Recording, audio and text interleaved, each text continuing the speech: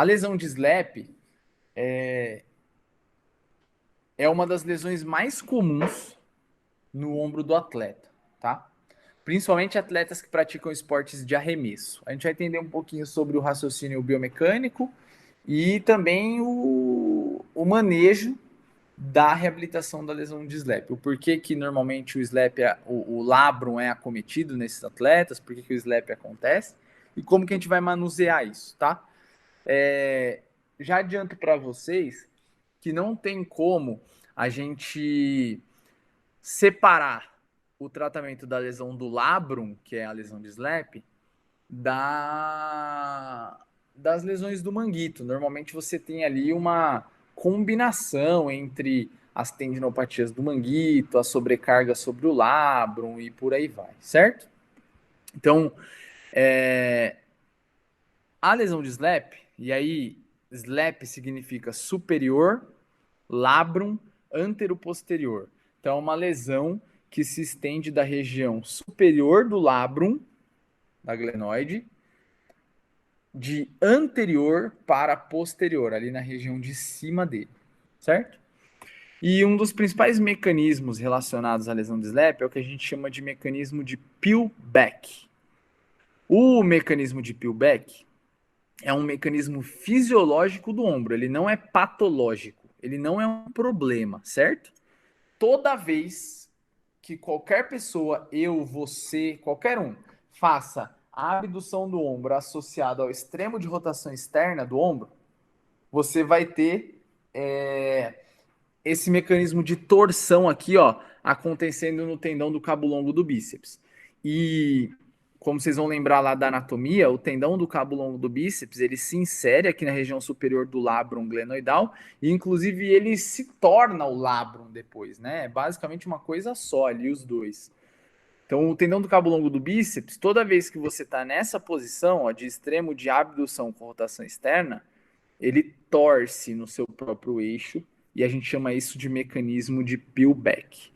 Então, as lesões de SLAP, que seria o destacamento aqui ó, da região superior do labrum, tem relação direta com essa força de cisalhamento que ocorre sobre o bíceps, principalmente durante esportes de arremesso com extremos de abdução e rotação externa.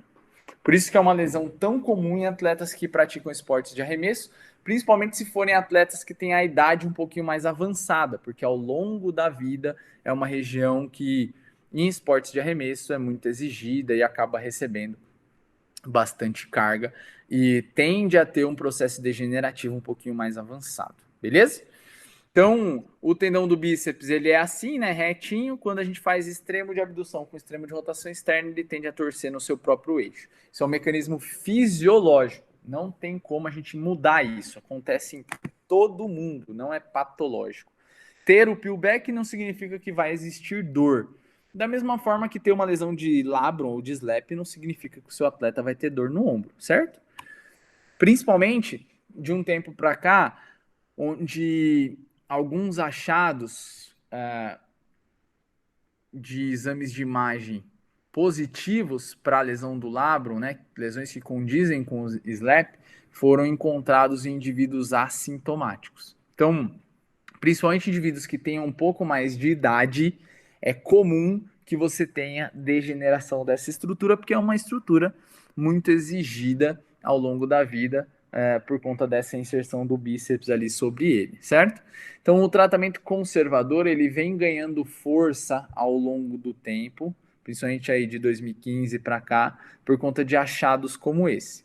A lesão do labrum, assim como a lesão do manguito, ela pode ser tanto atraumática, né, com mais característica degenerativa, assim como traumática. Você também pode ter lesão do labrum após um trauma em algum esporte, após uma fratura, após uma luxação do ombro e por aí vai. Mas para lesões com características degenerativas, dores no ombro ali, onde você faça uma ressonância e encontre uma lesão de SLAP com característica degenerativa sem um histórico de trauma envolvido, tem uma grande chance de ser passível do tratamento conservador. Da mesma forma que lesões traumáticas também podem ser tratadas conservadoramente, mas em graus menores. Daqui a pouco a gente fala um pouquinho sobre a classificação das lesões de SLAP, tá? Esse aqui é um dos primeiros trabalhos que discutiu sobre o tratamento conservador da lesão de SLAP, do professor Kevin Wilk, uma das referências aí de reabilitação do ombro no esporte no mundo, né? Cara sensacional. E eles discutem bastante com a importância dos exercícios de fortalecimento do manguito, exercícios de estabilização do ombro, estabilização rítmica, e mais para o final desse processo de reabilitação, um trabalho aí de estabilização do core e do membro superior como um todo, associado a exercícios aí pliométricos de arremesso, principalmente acima da linha da cabeça.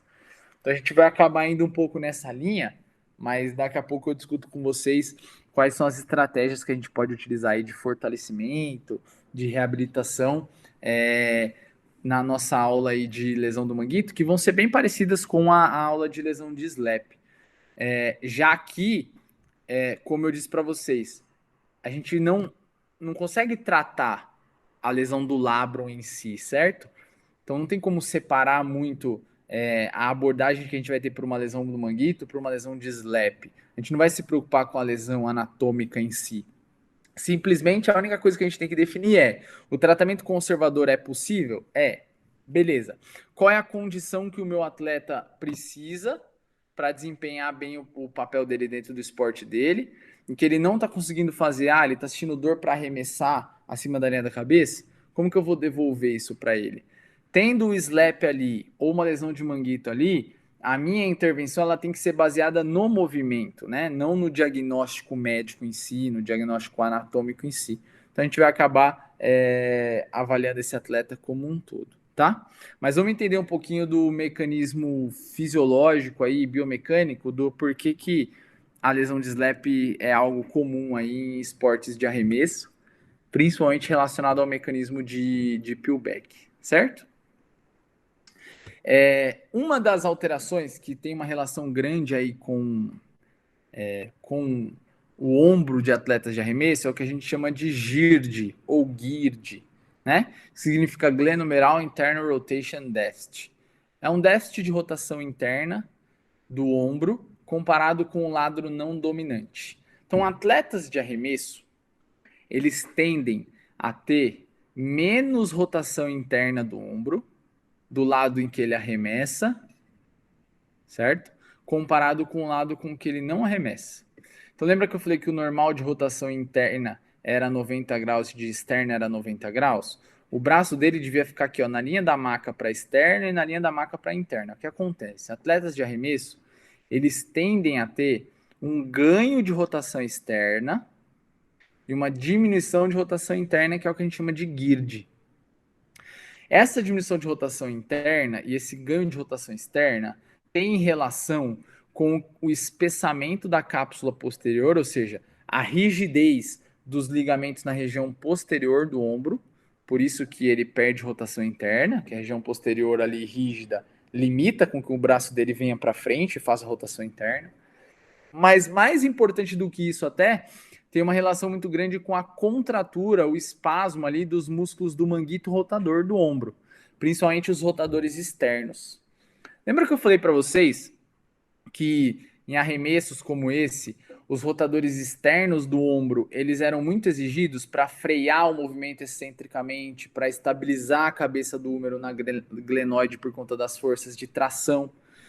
Então, a tendência é que esses atletas desenvolvam tensões musculares ali nos rotadores externos do ombro, rigidez nessa musculatura, no intuito de estabilizar essa articulação e suportar toda essa demanda que atua sobre o ombro. Inclusive, a região posterior do deltoide também tende a ficar um pouco mais tensa, tentando gerar toda essa estabilidade. E aí, toda essa tensão posterior na cabeça do húmero, ali nos tecidos moles da cabeça do húmero na região posterior, tendem a limitar a rotação interna do ombro. E isso acaba mudando um pouco a artrocinemática do ombro, que é o movimento que acontece ali dentro da articulação em si, na relação entre a cabeça do húmero e a glenoide, beleza? E isso a gente consegue explicar através desse desenho aqui, ó. Então, quando você tem uma contratura da região posterior do úmero, existe uma possibilidade de que o centro de rotação da cabeça do úmero, que antes ficava no meio da glenoide aqui, ó, ele seja deslocado um pouquinho para cima e para trás. Então, a cabeça do úmero que rolava no meio da glenoide, agora ela rola um pouco para cima e para trás com relação à glenoide, não mais no meio, certo? Isso gera algumas mudanças biomecânicas, tá? A primeira delas é esse ganho de rotação externa e essa diminuição de rotação interna do ombro. Por que, que um atleta de arremesso ganha rotação externa? Então, por conta dessa tensão aqui, ó, na região posterior do úmero, aqui vocês estão vendo a cabeça do úmero e a glenoide olhando de cima, tá? Aqui é posterior, ó, o P, e aqui é anterior, a parte da frente. Por conta de toda essa tensão na região posterior, essas estruturas tendem a puxar a cabeça do úmero para cima e para trás. Então, ao invés da cabeça do úmero se deslocar aqui, ó, no centro da glenoide, como ela faz normalmente, esse outro exemplo aqui, ó, mostra essa adaptação. Esse centro de rotação da cabeça ele se desloca para trás e para cima. Então, ela não fica mais no meio aqui, ó, ela vem um pouco para cá. Quando a cabeça é deslocada um pouquinho para trás e para cima, você perde o contato do tubérculo maior do úmero com a glenoide, certo? Que é o que a gente chama até de impacto interno no ombro, em alguns momentos. Tem até uma certa compressão aqui do tendão do supra sobre a glenoide nessa amplitude. Só que quando tem essa mudança do centro de rotação por conta da tensão dessa musculatura, a cabeça do úmero vem um pouco mais para trás, você perde esse impacto. Ou seja, esse impacto aqui, ele limita a rotação externa do ombro. Você não consegue mais por conta de uma limitação óssea aqui, ó, do tubérculo maior com a glenoide na região posterior. Só que quando tem a mudança do centro de rotação, a cabeça vem mais para trás, você perde o contato da glenoide com o tubérculo maior e esse movimento fica mais livre. Automaticamente você ganha rotação externa. Por que, que esse ganho de rotação externa acontece? Por conta da tensão dessas estruturas posteriores que puxam a cabeça para trás. Da mesma forma, você perde tanto essa limitação óssea, assim como você também perde um pouco da limitação da cápsula anterior do ombro. Então, quando a cabeça desloca no centro da glenoide, aqui, que é o normal, quando você não tem essa adaptação, os ligamentos aqui da região anterior, a cápsula anterior do ombro, eles estão em contato íntimo com a cabeça. A gente chama isso de efeito CAM, C-A-M, efeito CAM, tá? Que é o contato íntimo entre a cabeça do úmero e os ligamentos aqui na região anterior do úmero. Quando a cabeça se desloca para trás, a cápsula anterior perde o contato íntimo com a cabeça do úmero e ela parece ficar mais frouxa. Inclusive, por muito tempo se acreditou que de tanto fazer rotação externa no ombro desses atletas, essa cápsula ela esgarçava. E aí ficava frouxa e parava de limitar a rotação externa do ombro. Mas na verdade, o que acontece é que pela mudança do centro de rotação, a cabeça do úmero sai do contato com a cápsula anterior e a cápsula tende a ter uma pseudofrouxidão, que a gente chama. Ela não está mais frouxa, ela parece estar mais frouxa porque a cabeça não está encostando nela mais. Não está gerando nela o que a gente chama de efeito CAM, né? Que é esse efeito aí de manter a cápsula rígida aqui na frente por conta do contato íntimo com a cabeça. Automaticamente, mais uma adaptação que facilite com que você ganhe rotação externa do úmero. Porque se a cápsula anterior, os ligamentos posteriores não conseguem limitar mais rotação externa, porque a cabeça não está encostando nela e ela ficou mais solta, mais frouxa, você também ganha rotação externa. Então, se vocês avaliarem qualquer atleta de arremesso que pratica esporte de arremesso há muito tempo, provavelmente ele vai ter esse ganho de amplitude de rotação externa, e essas são as duas explicações do porquê isso aconteça. rigidez das estruturas posteriores, tracionam a cabeça para trás, o centro de rotação muda, você perde o contato ósseo entre o tubérculo do úmero e a glenoide, não limita a rotação externa e você também perde a limitação da cápsula anterior, aumentando a amplitude de rotação externa. E por que que eles perdem rotação interna? Por conta da rigidez dessas estruturas posteriores que acabam limitando com que a rotação interna aconteça. Tanto é que um dos exercícios mais comuns aí para atletas de arremesso, que provavelmente vocês já ouviram falar na vida, é o que a gente chama de alongamento do dorminhoco, né? Que o atleta fica nessa posição aqui, em adução horizontal, força a rotação interna para alongar essa cápsula posterior, para alongar essa musculatura da região posterior do ombro. Mas alguns trabalhos têm demonstrado que essa perda de amplitude de rotação interna parece ter mais relação com a musculatura do que com a cápsula em si.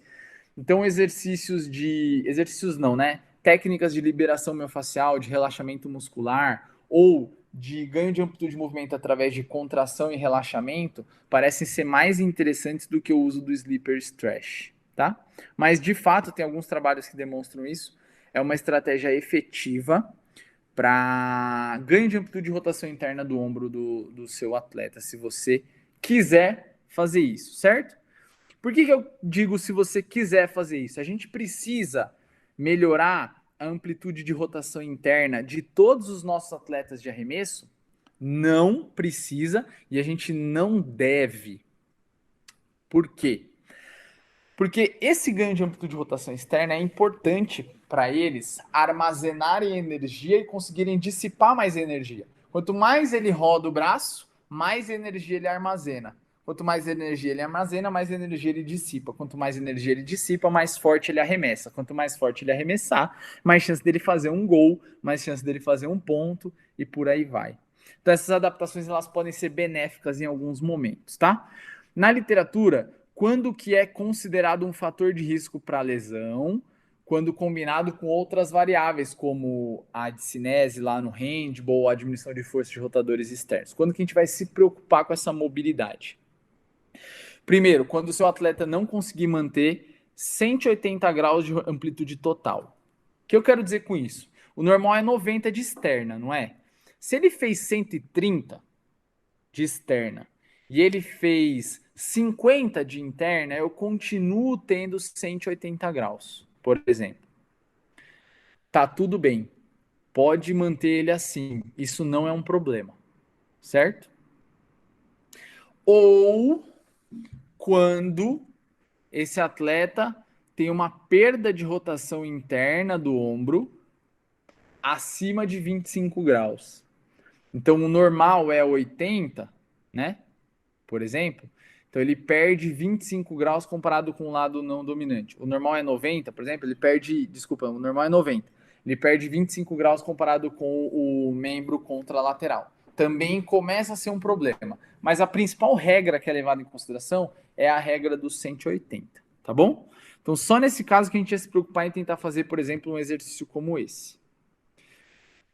Então, no caso de um atleta que tem uma lesão de slap e tem dor no ombro para fazer o arremesso, e que você observe que esse incômodo possa ter uma relação grande com o tendão do cabo longo do bíceps, por conta da inserção dele lá no slap, e que o mecanismo de peelback seja um problema, e esse atleta apresente essa condição de não conseguir manter a rotação interna lá próximo do ideal com amplitude total de 180 graus, você pode buscar uma intervenção como essa, certo? Por quê? Qual que é o raciocínio em cima disso? A contratura lá das estruturas posteriores desloca o ponto de contato da glenomeral, igual eu mostrei para vocês, certo? Isso reduz o efeito CAM e aumenta a rotação externa do ombro. Lembra que o efeito peelback, ele acontecia com um extremo de rotação externa? Então, quanto mais rotação externa o meu atleta tem, mais peelback eu tenho. Mais estresse sobre o bíceps e sobre o labrum eu tenho. Então, quanto maior a rotação externa, maior o estresse aqui sobre essa estrutura. Então, um atleta que tem lesão de slap, de novo, possa ter uma relação grande com o mecanismo de peelback. Tem um aumento de rotação externa gigantesco. que não respeita esses limites aí de 180 graus no total, uma das estratégias que a gente pode ter é tentar diminuir um pouco a contratura dessas estruturas para diminuir um pouquinho aí o estresse sobre o tendão do bíceps, fazendo com que não ocorra tanta rotação externa ali. Beleza? E além disso, se eu tenho redução do efeito CAM, eu tenho um aumento da exigência sobre os músculos estabilizadores desse ombro, deltoide, manguito. Então, mais importante às vezes do que tentar diminuir o mecanismo de pullback é aumentar a capacidade que o meu atleta tem de suportar as cargas nesse ombro. Então, exercícios de fortalecimento do deltoide, do manguito, são muito importantes, assim como eu mostrei para vocês aqui no trabalho do Kevin Wilk. Além disso, como a gente se preocupa com a capacidade do atleta como um todo, né, de realizar o arremesso, a gente não pode esquecer da influência do membro inferior, de rotação interna de quadril, de estabilização de quadril, principalmente do quadril contralateral. Ó, ele bate a perna na frente e quem começa a gerar aceleração do braço nem é o braço inicialmente, durante o arremesso. Quem começa a gerar aceleração da bola é essa perna aqui, ó. Principalmente através da rotação do quadril aqui, essa rotação de quadril aqui, ó. E extensão e flexão de tronco, ó. 90% da força de um saque do tênis, desculpa, 90 não, 50% da força de um saque do tênis é gerada através do membro inferior e do tronco. Então, a gente acha que toda a força do arremesso é gerada no braço, né? Mais da metade aí é gerada na perna e no tronco. A outra metade que é gerada no braço só. Então a gente também precisa ter um olhar para toda essa cadeia do movimento que a gente chama de efeito funil aqui, ó, que é a cadeia cinética, né? A cadeia de transmissão de forças. Então olhar desde o quadril até o tronco, a escápula e todo o membro superior para depois pensar nessas variáveis do arremesso. Então entender esse cara como um todo, certo? Nesse intuito, é por isso que se começou a olhar ali para a escápula, né? E entender um pouquinho do padrão de movimento da escápula e por aí vai, né? Inicialmente, lá em 2003, quando o Kibler começou a discutir um pouco sobre a influência da escápula nas lesões do ombro, no esporte, etc., ele acreditava que um padrão alterado na escápula, por exemplo, como esse, aumentaria a proximidade do acrômio sobre os tendões ali do manguito, e isso geraria mais lesão sobre o tendão do cabo longo do bíceps, geraria mais lesão por compressão. Só que aí, em 2019, a Ludwig, com um trabalho parecido com aquele que eu demonstrei para vocês lá do impacto no ombro, ela observou se indivíduos que apresentavam discinese tinham aumento do impacto no ombro comparado com indivíduos que não apresentavam discinese. O que ela caracterizou como discinese, tá? Nesse trabalho especificamente. Diminuição de rotação para cima da escápula. Então a gente sabe que a escápula precisa rodar para cima para que você tenha menos impactação sobre do acrômio sobre a cabeça do húmero. Se a escápula roda pouco, a tendência é que o acrômio fique mais próximo da cabeça, né, no movimento de elevação, que é o que normalmente se faz ali durante um arremesso, certo? A elevação do braço, lá em cima. Então, se a escápula não roda junta, tinha uma teoria ali do Kibler de que você teria maior impactação sobre essas estruturas, gerando mais lesão também. E aí a Ludwig colocou isso à prova durante o movimento de elevação do braço, né? E o que ela encontrou? Que pessoas que têm diminuição da rotação para cima da escápula, quando comparado com pessoas que têm a rotação para cima da escápula normal, não ocorria o aumento do impacto no ombro. Então, ter a discinese ou não relacionada a essa rotação para cima da escápula não aumenta o impacto no ombro também. Então, a discinese não parece ser um problema para o impacto, de novo, para aquele raciocínio mecânico de compressão do manguito com acrômio. Então, o impacto, de novo, não parece ser um problema, mesmo na presença de um padrão alterado como esse aqui, ó, de discinese. E nesse trabalho, ela mostrou também que o impacto, de novo, acontece mais aqui embaixo do que aqui em cima. Então, eu tenho mais impacto agora no ombro dessa moça do que aqui, ó. Certo? Então a gente continua com aquele raciocínio, o impacto não parece ser o problema. Só que a escápula, ela participa de toda uma rede de transferência de força, certo?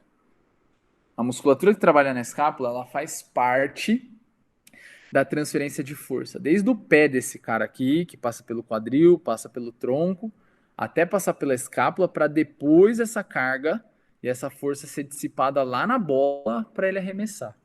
Então a gente continua olhando a discinese. Lembra que no trabalho que eu mostrei para vocês aqui no começo, né, da aula,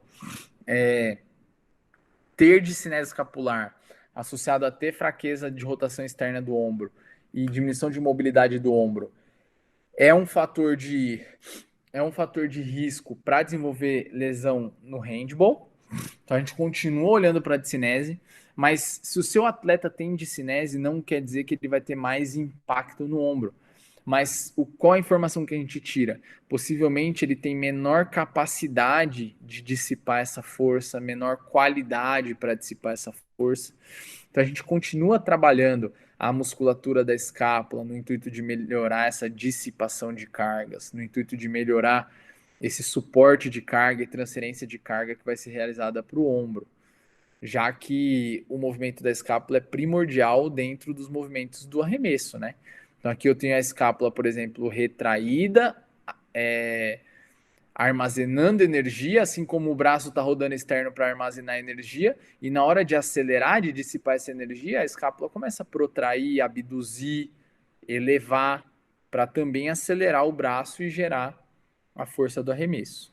Então a gente continua olhando para a discinese, continua trabalhando a musculatura da escápula, assim como a gente trabalha a musculatura do tronco, do membro inferior e principalmente a musculatura do membro superior, no intuito de aumentar a estabilização desse ombro. Quando se fala de lesão de SLAP especificamente, levar em consideração amplitude e capacidade da musculatura que estabiliza o ombro é primordial, já que essas forças de cisalhamento do bíceps elas podem diminuir se o manguito conseguir suportar melhor essas cargas e se tiver uma alteração ao ponto de você não conseguir manter uma amplitude próxima de 180 graus, tentar diminuir um pouco esse déficit de rotação interna do ombro aí, o que já vai impactar aí numa diminuição da rotação externa ao longo do arremesso, também pode ser interessante. Beleza? Com relação ao membro inferior, por que a gente começou a olhar um pouquinho mais para o membro inferior em atletas de arremesso? Alguns trabalhos têm demonstrado que quando você avalia o membro inferior contralateral, então um cara que é destro, arremessa com a mão direita, avalia a perna esquerda, certo? E você encontra diminuição de rotação interna de quadril. Olha como a rotação interna de quadril é importante aqui, ó. Ó, pisou, a pelve dele tem que rodar internamente para gerar força, ó. Diminuição de rotação interna de quadril associado à diminuição de força de abdutores de quadril, que também são importantes aqui para manter uma boa estabilidade da pelve e gerar movimento de rotação na pelve também. Quando você tem diminuição de rotação interna, diminuição de força de abdutores de quadril, esses trabalhos aqui demonstram que o arremesso de atletas, no caso aqui de beisebol, tinha menos velocidade. Então, os atletas tinham mais mobilidade de rotação interna e mais força de abdução de quadril no membro contralateral ao que ele arremessavam com mais força. Então, parece ter uma relação direta com a mobilidade de quadril e força de quadril com a capacidade que o indivíduo tem de realizar um arremesso, certo? Hoje se fala muito sobre o que a gente chama de efeito funil, né? Ou cadeia cinética. Então, 55% da força gerada no tênis, lá igual eu falei para vocês, é gerado na perna e no tronco. E muitas vezes, quando não se consegue gerar força sobre o membro inferior, o tronco, em algum momento esse indivíduo vai tentar compensar essa falta de geração de energia. E essa compensação vai acontecer no membro superior, porque é o último elo dessa corrente, é o último momento onde ele pode gerar força. Se ele não conseguiu gerar força com o braço e com o tronco, a tendência é que ele exija um pouquinho mais. Desculpa, se ele não conseguiu gerar força com a perna e com o tronco, a tendência é que ele tenha a necessidade de gerar mais força com o braço. Então ele vai compensar ali no ombro durante o arremesso. Quais são as duas formas de compensação mais comum? Nessa fase aqui, ó, do arremesso, quando o braço está nesse momento aqui, se ele tiver uma quebra nessa cadeia cinética, se ele não tiver um bom padrão aqui de mobilidade e rotação interna para gerar força com rotação de quadril, e se ele não conseguir gerar força com extensão de tronco para fazer flexão de tronco usando o abdômen, ele tende a abrir um pouquinho mais o braço, aumentar a abdução horizontal aqui do braço e aumentar a rotação externa do ombro. O braço fica atrás do tronco, a gente chama isso de lazy arm, braço lento, braço preguiçoso, né? Então o braço fica atrás do tronco, numa tentativa de aumentar mais amplitude aqui, ó, armazenar mais energia e depois conseguir dissipar essa energia com o braço. Se ele conseguir gerar muita força aqui no quadril e no tronco, a tendência é que ele gere menos exigência sobre o ombro e não tenha necessidade de compensar tanto fazendo isso. Além disso, quanto mais abdução ele faça e rotação externa ele faça, maior é o mecanismo de peelback, maior a exigência nas estruturas do ombro, como a gente estava discutindo mais cedo, certo? Então, tem se olhado bastante sobre a cadeia cinética, principalmente essa característica aí do lazy arm, que é o braço na região posterior do corpo, aumentando a abdução e rotação externa do ombro, o que aumenta lá as forças sobre o tendão do bíceps, o mecanismo de peelback. E é bem provável que a literatura evolua bastante sobre isso ao longo do tempo, aí mostrando a importância de avaliar a rotação de quadril, força de quadril, capacidade de gerar força no tronco em atletas de arremesso e não ficar avaliando só o membro superior em si, que também, lógico, é muito importante para lidar com essas patologias. Então, para resumir, um tratamento aí de uma lesão de SLAP, que normalmente está associado a uma lesão do manguito, que a gente vai ver alguns exercícios daqui a pouco, ele se baseia bastante na no entendimento de toda a cadeia cinética, desde o membro inferior, quadril, tronco, até a própria estabilidade e capacidade de gerar força em todo o membro superior. Beleza?